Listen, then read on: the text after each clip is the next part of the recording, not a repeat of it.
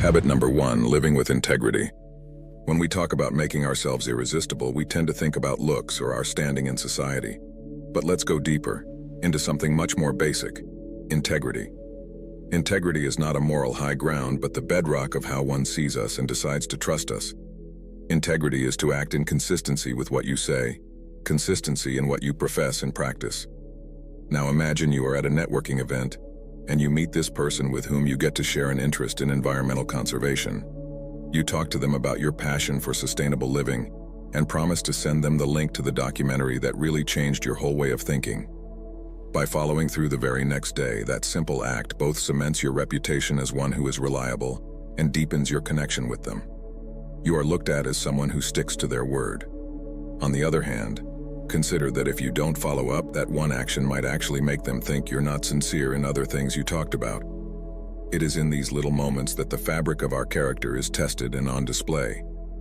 After all, as Epictetus put it, if you say you're going to do something, do it. If you start something, finish it.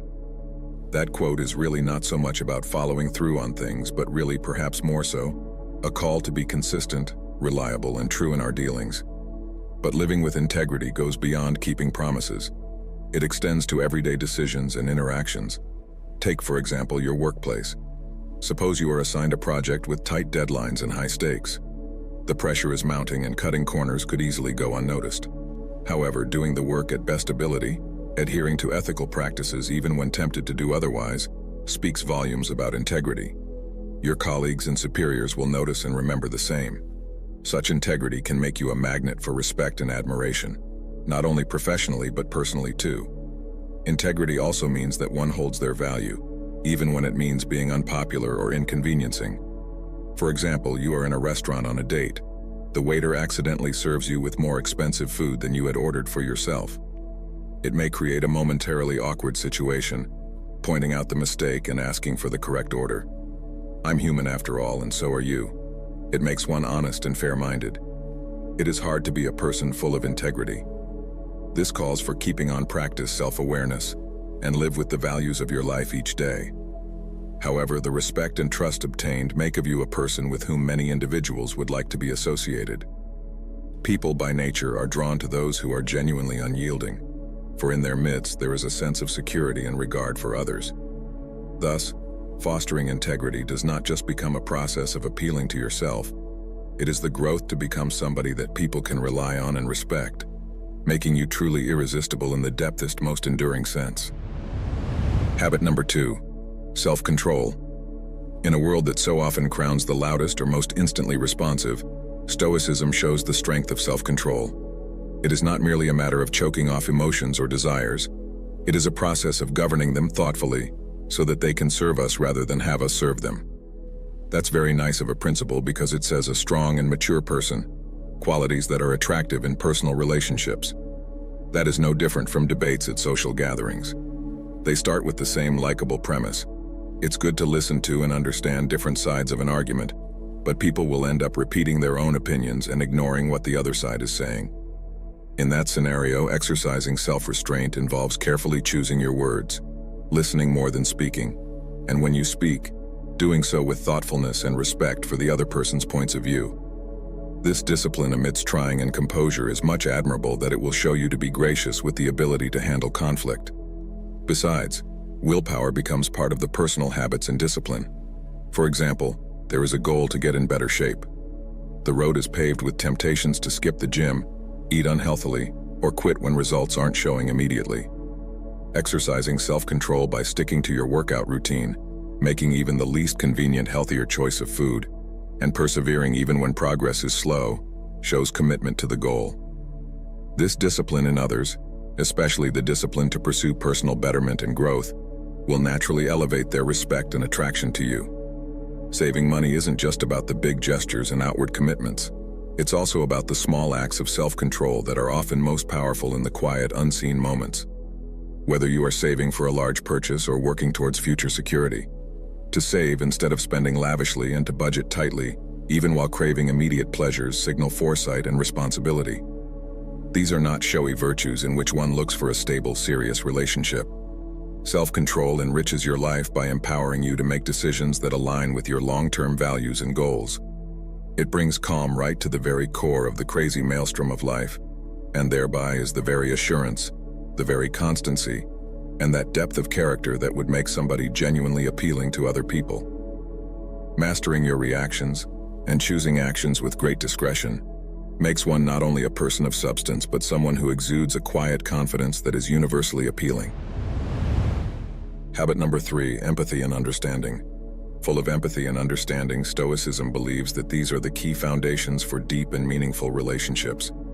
The practice does not consist of feeling what the other one feels, but searching for comprehension from perspectives, emotions, and motivations without on-the-spot judgment. This quality greatly strengthens your relationships. You become irresistibly attractive since you emerge as a source of relief and confidence. And think of this common situation in a workplace. A co-worker is clearly agitated and flustered, as there is a very tight deadline to be met. While others may shy away and think that it is her own problem, showing empathy would mean coming to her and offering an ear to listen and probably help in the management of work tasks. It is not about such understanding pressures that some people may find unbearable, while others may say a few helps can help. It is this understanding that actually turns an ordinary colleague into a faithful friend and reliable ally. Empathy even plays a part in our personal lives. Say you are out on a date, and instead of sharing all of your stories of conquest and achievements, you sit and listen to what she has to say in regards to the hard times she has been going through with an issue at home.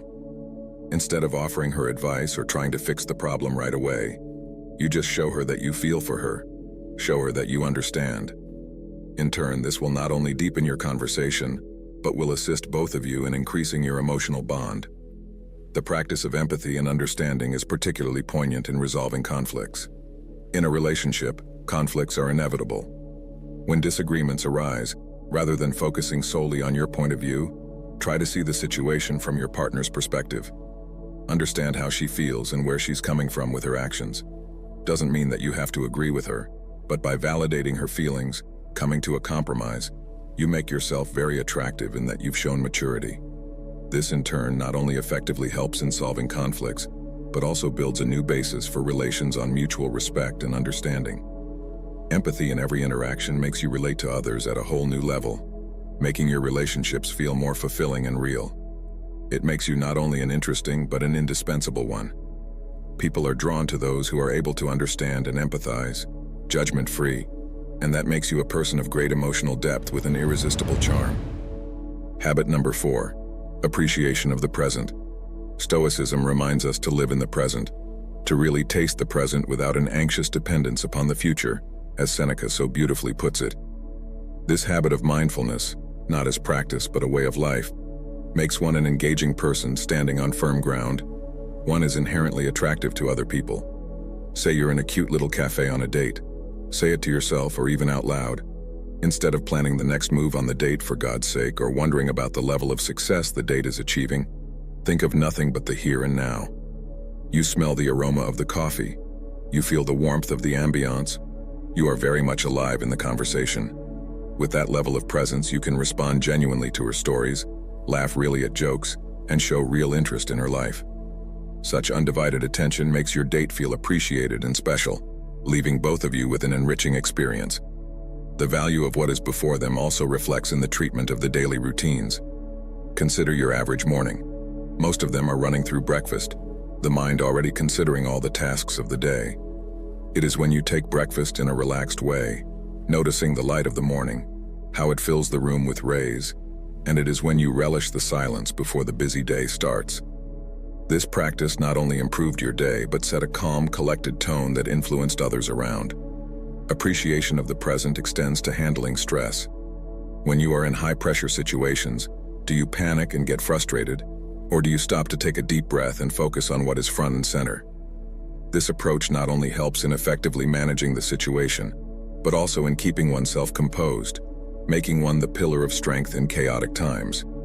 Even in social settings, this trait enhances your interactions. At a party or a gathering, while others might be preoccupied with their phones or distracted by their surroundings, your focus on the conversations and people around you does not go unnoticed. This makes one not human, really interested and fully engaged. These qualities are rare and appealing. In fact, the ability to be fully present is a gift you give yourself and those around you. It shows respect for the value of your time and for the people in your life. A kind of respect, speaking to your character and making you a person others are likely drawn to. With development of this habit, one finds that his relations go deeper. His experiences become more vivid and life is full of moments that are lived, not just passed through. Habit number 5, resilience in adversity. Not only does resilience involve getting up again, but it must be done with such grace that it captures and reassures those surrounding you, especially in romantic entanglements. Think of the impression you will make when you react to the crisis with graceful calm instead of falling apart. You are out on a date at an outdoor concert, and all of a sudden, it starts to pour. When everything goes haywire, you keep your composure and, with a sense of refuge, turn the thing around into a jolly ride by suggesting an impromptu dance in the rain. Your adaptability in making the best out of the situation not only save the day, but make the evening unforgettable. And most importantly, it shows your date that you are someone who takes charge and finds the fun even when things are not going in the right way. Resilience is compelling even on a more human scale. Suppose you are faced with a major setback in life, such as losing a job. So instead of desperation kicking in, one will look at this as a chance to explore the passion that he or she had always sidelined, or an opportunity to sharpen his or her skills and qualifications. This will help you find new opportunities not reactively but proactively, and also help to show your depth of character. Showcasing strength and optimistic features in any adverse situation, such men are generally liked by women as partners in facing the storms of life together. In social situations, this could translate into the way you handle difference or conflict. For example, suppose you were at a dinner party and an argument broke out. In place of boiling with tension or drawing back, you mediate the discussion by respecting differing opinions and finding common ground. All this helps to diffuse the situation and also points to your leadership attributes and emotional intelligence, which is very appealing. Building resilience does not mean to withstand the situation. Instead, it means to take full advantage of the situation in all challenges and come out even more powerful and wiser. It conveys that every setback is a setup for a comeback.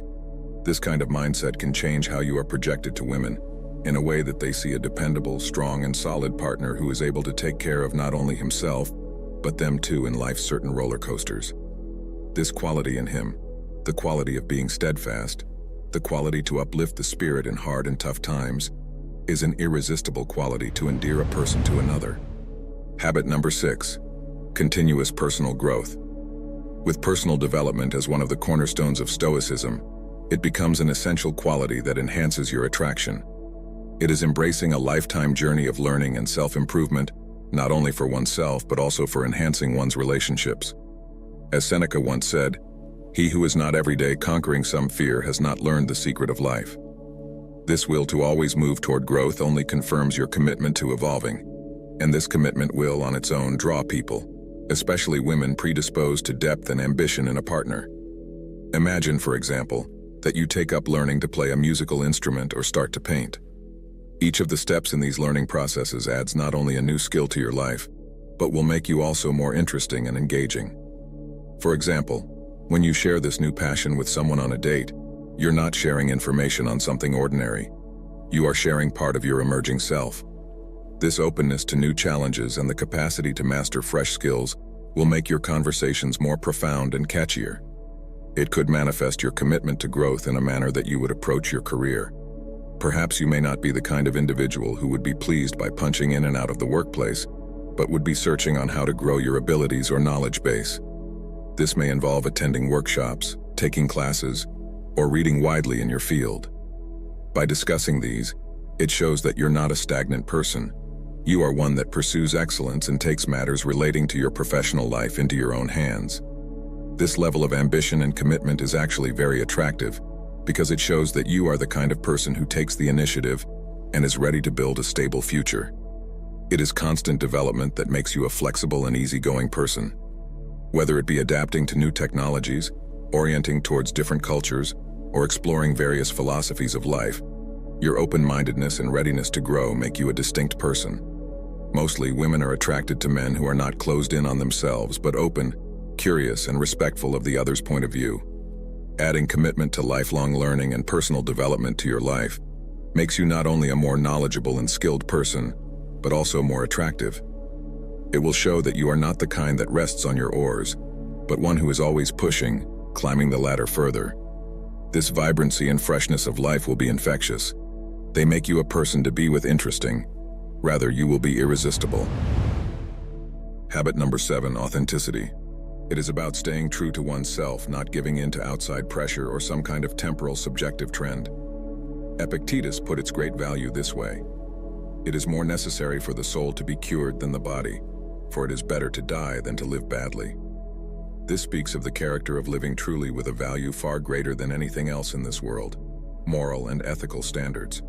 Such a quality, one that makes a person so appealing to others, especially women who are in a position to engage in something more serious, has to be meaningful in a relationship. Consider a situation whereby you were discussing your likes and interests, say in a social setting or on a date for that matter. That means you share your true passions, be it your love for gardening, your fascination with astronomy, or even your weekend volunteer work, instead of tailoring answers to what you think will impress. This honesty proves that you are comfortable with who you are and do not try being anyone else for the sake of pleasing others. It makes your interactions most compelling and real, quite better than a contrived persona. It will show in your choices and actions. In that respect, given the fact that whenever you weigh your leisure time options, you will settle for the various hobbies that really catch your fancy, not those that could appear to be more acceptable or popular. Whether that means going to a philosophy lecture rather than the inn club, or going for a quiet night and reading instead of a rowdy party, that is a choice emanating from your true preferences and will be likely to draw respect from those who respect depth. In this professional world, authenticity would mean sticking to your ethical standards even when every other party under the sun tries to sell you theirs. In fact, this will test your very integrity and offer yet another chance for you to stand out as a leader who values ethical considerations more than short-term gains. Doing so will differentiate you, causing your light to shine bright in the eyes of peers and professionals looking for moral fortitude and principled leadership. This is also a base to develop strong relationships.